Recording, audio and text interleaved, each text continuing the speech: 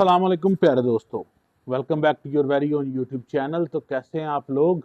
I hope कि आप सब ठीक ठाक होंगे और मेरी वीडियोस को एंजॉय कर रहे होंगे और जो इन्फॉर्मेटिव कंटेंट मैं आपको देने की कोशिश करता हूं वो आप तक पहुंच भी रहा होगा। और वो कितना इन्फॉर्मेटिव है वो तो आप कमेंट्स करके बताएंगे। कमेंट्स आप नहीं करते, इवन मोस्टली लोग जो हैं वो नए, वो सब्सक्राइब भी नहीं करते। तो काइंडली सब्सक्राइब भी कीजिएगा और कमेंट भी कीजिएगा कि आपको कंटेंट कैसा लगा। और कोई अगर मेरे कंटेंट के मुतालिक आपने क्रिटिसिज्म करना हो या कोई क्वेश्चन पूछना हो या किसी चीज़ के बारे में मज़ीद जानना हो तो I am very liberal person in this perspective और मैं आपके तमाम सवालों का जवाब दूंगा।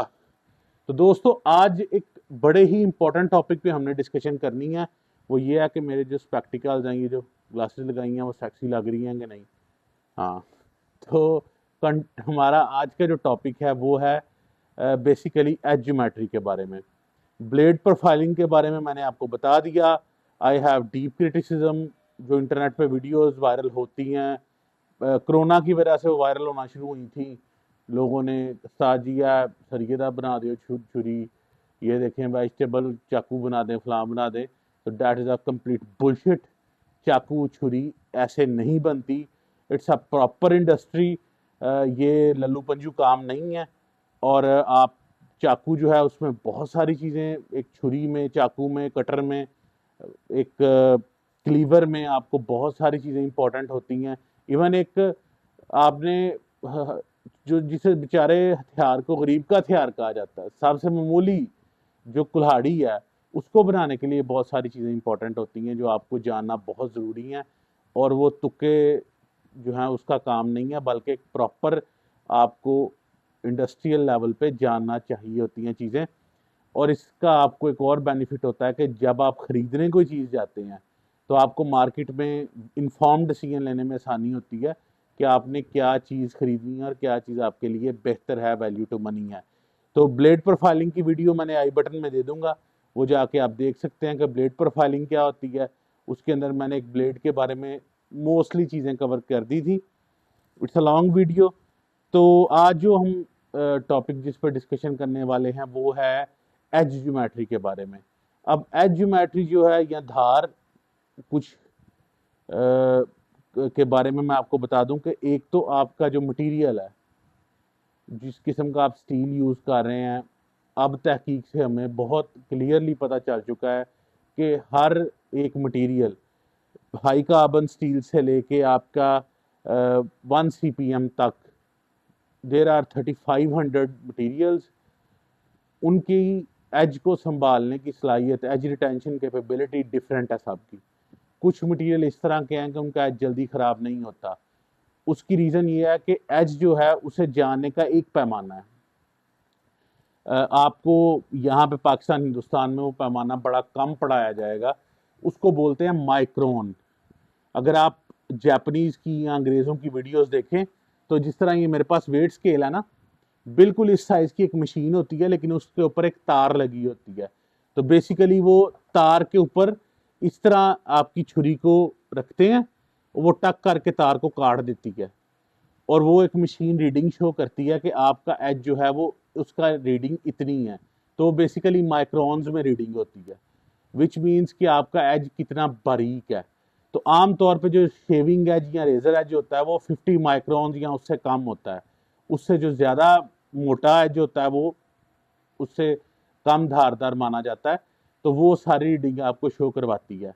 तो वो जिस तरह आप चीनी लेने जाएं तो आप किलो चीनी लेते हैं, तो केजी जो है चीनी का यूनिट है।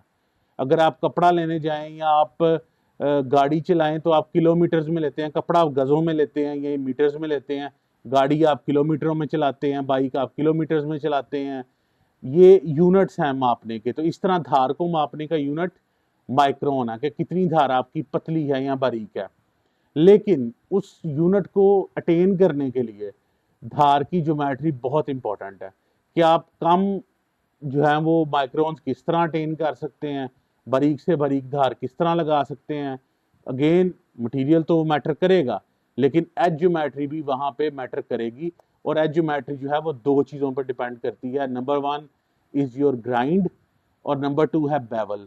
तो आज हमारा ये पार्ट 1 होगा, वो होगा ग्राइंड्स के बारे में। तो दोस्तों जो ग्राइंड है वो बेसिकली आपने अक्सर देखा होगा इंडिया में, भारत में, हिंदुस्तान में उसे मिक्सी बोलते हैं। ये फलानी चीज़ मिक्सी में डालो, ग्राइंड कर लो। हमारे यहाँ भी चने अगर आपने करने हैं या आपने गैस कोई मसाला करना है तो आप जो है वो अक्सर औरतें किचन में कहती हैं कि ये जी ग्राइंड कर दें। तो ग्राइंड का मतलब होता है बारीक करना। ये ग्राइंड जो है बिल्कुल उसी पैटर्न पे आप चाकू को बारीक करने के या छुरी को बारीक करने के मुख्तलिफ तरीक़ेकार हैं, मुख्तलिफ ज्योमेट्रिकल शेप्स हैं जो आप उसकी धार की बना सकते हैं। तो अगर मैं इसकी डिफाइन करूं तो किसी चीज़ को रगड़ के, छील के या कूट के बारीक करना जो है उसे ग्राइंड करना कहलाता है। अब छुरियों को एंड पे एक तरफ, ये देखें मेरे पास कोई भी छुरी है ना, ये राहत की ले लेते हैं। तो एक तरफ ये मोटी है, ठीक है, ये तो नहीं काटेगी, लेकिन जब बनाई गई होगी ये और ये साइड ऑलमोस्ट बराबर होंगी। तो एक तरफ आपने उसे छीला, ग्राइंड किया और आपने उसके ऊपर धार लगा दी, तो ये एक तरफ आपकी चलाई के काम आ गई, कटिंग के काम आ गई। तो इसको ग्राइंड करना बोलते हैं। तो बेसिकली ग्राइंड जो है वो डिफरेंट टाइप्स की होती हैं और छुरी की जो परफॉर्मेंस है, ब्लेड की परफॉर्मेंस, उसकी मजबूती और उसकी काम करने की सलाहियत, ये ग्राइंड पे डिपेंड करती है। और आप जो हैं वो डिफरेंट किस्म की ग्राइंड्स लगा सकते हैं डिपेंडिंग अपॉन कि आप किस तरह का काम लेते हैं। जैसे चॉपर्स हैं, मतलब एक्स से, कुल्हाड़े से शुरू कर लें तो कुल्हाड़े के बाद हमारे पास दूसरी बड़ी कैटेगरी चॉपर्स की आ गई, जिसमें मशैटीज़ और बाकी सारी चीज़ें, ये जो पीछे मेरे पास ये सारे मशैटीज़ लगी हुई हैं, ये मैंने मॉडल्स बनाए हैं और ये सारी चीज़ें एज ए चॉपर काम करती हैं। प्राइमरी इनका काम चॉपिंग का है, तो वो आ गई, चॉपर्स आ गए। चॉपर्स के बाद आपके पास स्लाइसर आ गए, यानी कि अगर आपने बारीक काम लेना है। और स्लाइस की एक्सट्रीम जो है वो आपके पास तकबीर वाली छुरी आ गई, जिससे आपने जानवर को ज़बह करना है। तो ये सारी चीज़ें जो हैं वो अपनी अपनी ग्राइंड रखती हैं, इन सब को अपनी अपनी किस्म की ग्राइंड्स लगाई जाती हैं। तो चलें आज कुछ ग्राइंड्स का तस्करा करें। वैसे एज ज्योमेट्री का अगर मेरे से पूछें तो एज ज्योमेट्री के हिसाब से तो आप 50 को ग्राइंड्स बना सकते हैं आराम से। और आप इंटरनेट पे जाकर अगर गूगल पे लिखेंगे ग्राइंड्स तो आपको फोटोज मिल जाएंगी कि आप एसिमेट्रिकल, सिमेट्रिकल शेप की ग्राइंड्स बना सकते हैं। लेकिन उनमें से ऑलमोस्ट 6 ग्राइंड इस तरह की हैं जो कि मेजर ग्राइंड्स हैं।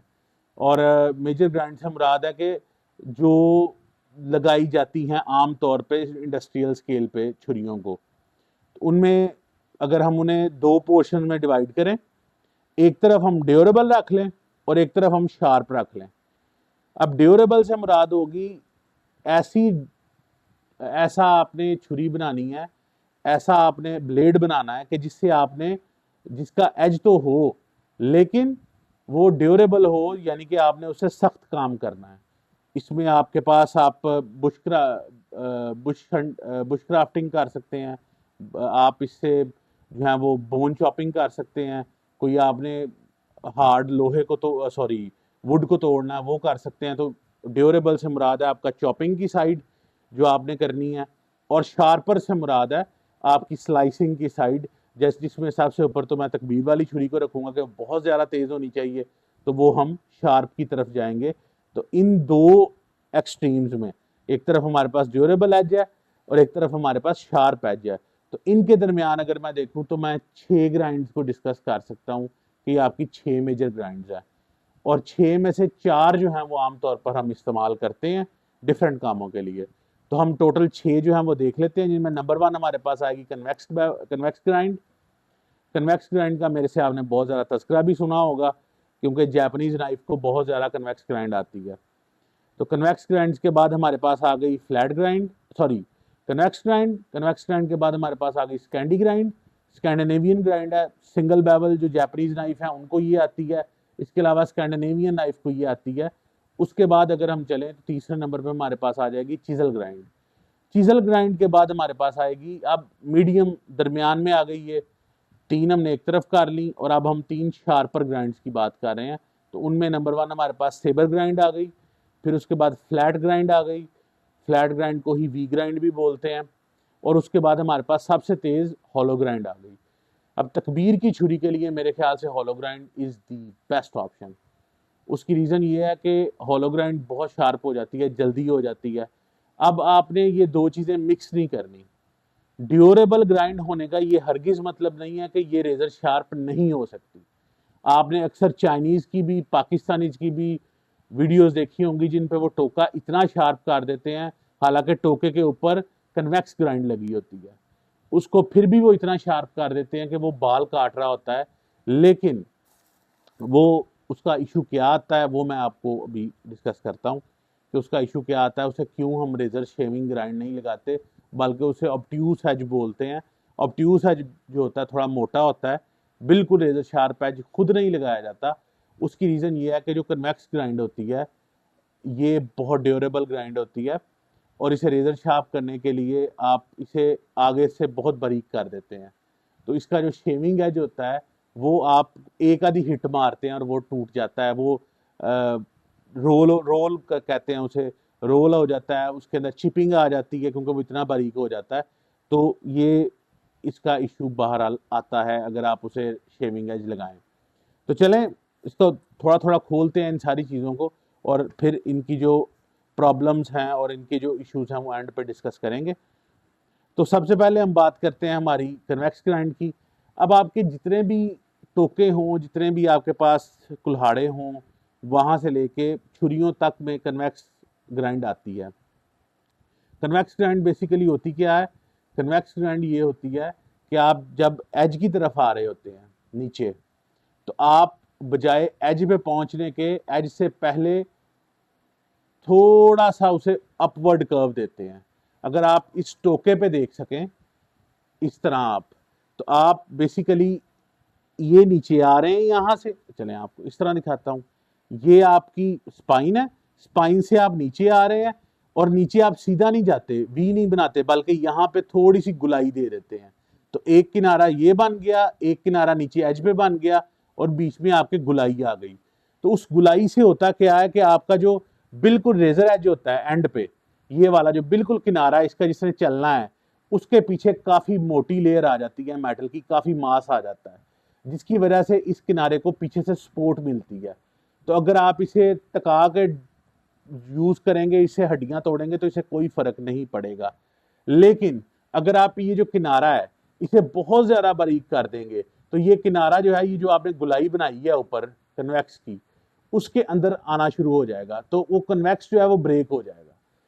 ये एज तो रेजर शार्प हो जाएगा लेकिन वो कन्वेक्स की वो मेटल उतनी ज्यादा नहीं पीछे रहेगी, जिसकी वजह से इसकी जो बैटरी है वो कमजोर हो जाएगी और उसकी वजह से इसके पीछे मास ना होने की वजह से यहाँ से रोलिंग शुरू हो जाएगी।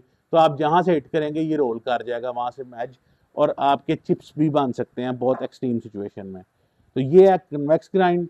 इस ग्राइंड में जो है वो आमतौर पे शार्पनेस कम होती है अगर आप देखें, लेकिन अगर आप इसे शार्प करना चाहें तो ये भी रेजर शार्प हो जाती है, बट इट्स अ पॉइंट के इसे रेजर शार्प बहुत ज़्यादा नहीं करते। अब दूसरे नंबर पे हम बात करते हैं हमारी स्किंडी ग्राइंड की। स्किंडी ग्राइंड या स्कैंडिनेवियन ग्राइंड होती है।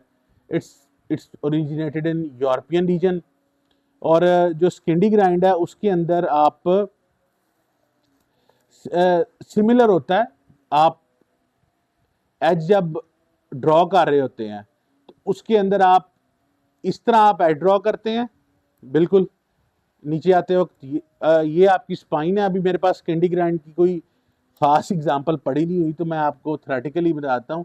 ये आप आए, यहाँ से आप जब पहुंचे इस जगह पे जहाँ पे आपने एज लगाना है, तो बेसिकली ऊपर से अगर आप देखेंगे तो ये शेप आ रही है, वी शेप इस तरह।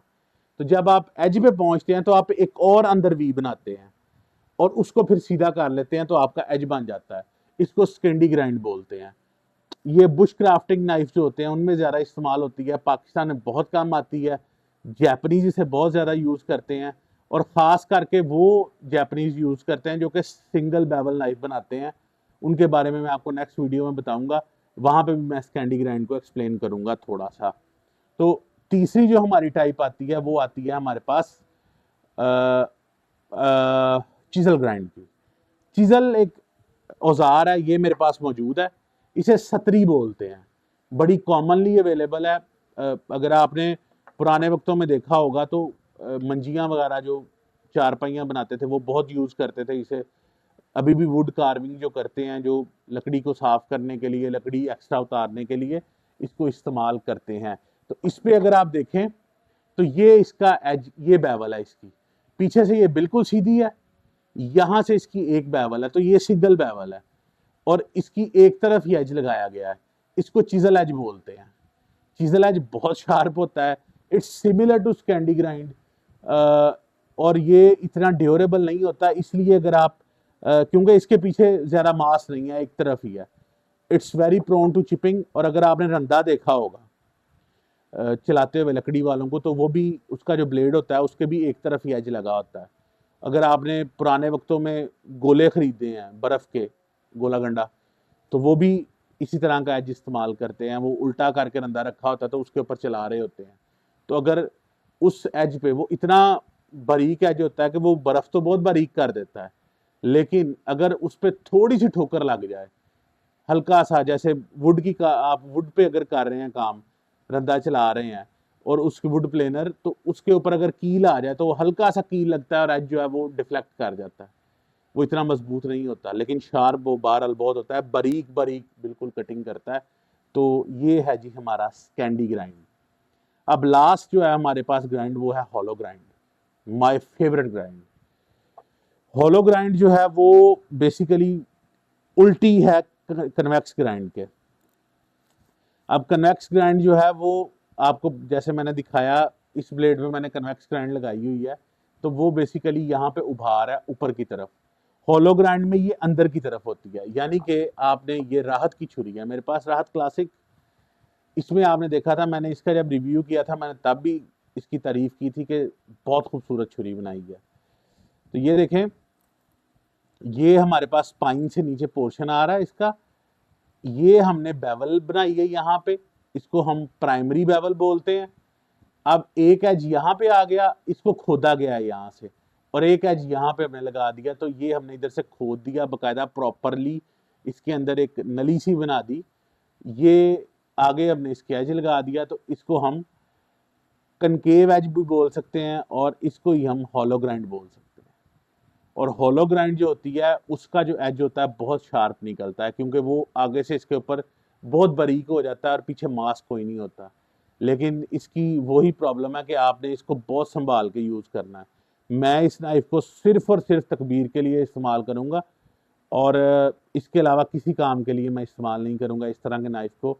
या अगर मैंने गोश्त बनाना है तो मैं सख्ती से देखूंगा कि इसके एज को बिल्कुल हड्डी को टच भी ना करे और प्योर गोश्त जो है वो बने। और इवन इसे ज़ोर से मारूंगा भी नहीं नीचे, क्योंकि इसका एज इतना शार्प है, इतना बारीक है कि ये रोल कर जाएगा उसी वक्त, इसके अंदर जान नहीं होगी। तो ये है हमारे पास मिसाल इसकी।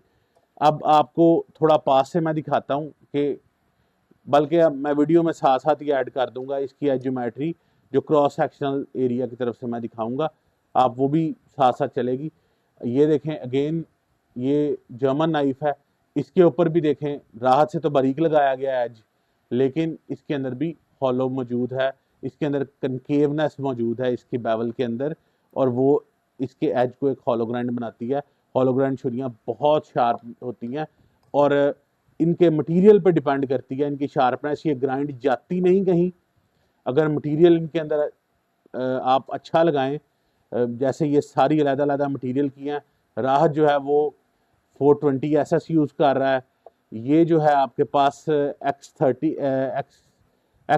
CR30 मटेरियल की है बग हॉफ, और ये हमारे पास जो जर्मन नाइफ है ये 420 SS की है, लेकिन ये 420 L सीरीज का स्टील है।